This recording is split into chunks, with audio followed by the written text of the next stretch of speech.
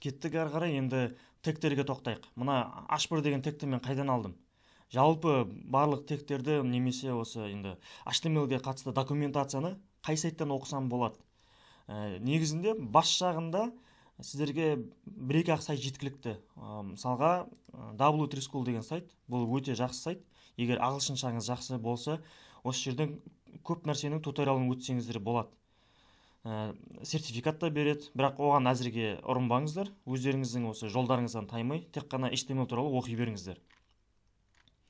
Мынаның барлығын бір күнде оқымайсыздар ғой, енді көп көрінгенмен жайлап осы мен айтқан тақырыптар бойынша жылжып отырсаңыздар жеткілікті.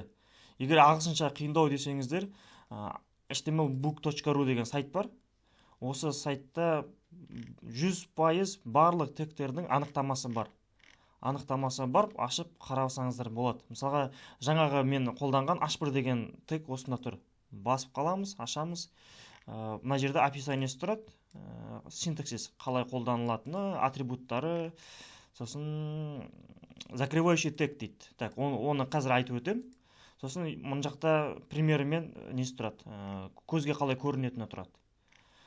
Егерде мына жердегі мысалдары сіздерге толыққанды болмай қалса, тағы да бір сайт бар, MDN, Developer Mozilla Network. Осы сайттан сіздер тағы да қарастырып көрсеңіздер болады.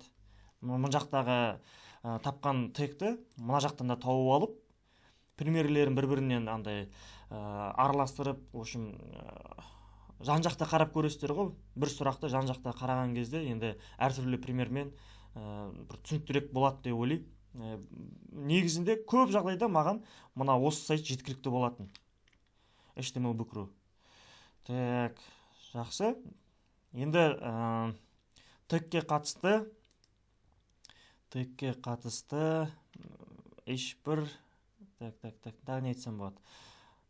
Келесі видеода айтайын, ашылатын және жабылатын тегтер туралы бөлек айтайын. Жақсы, келесі видеода кездескенше.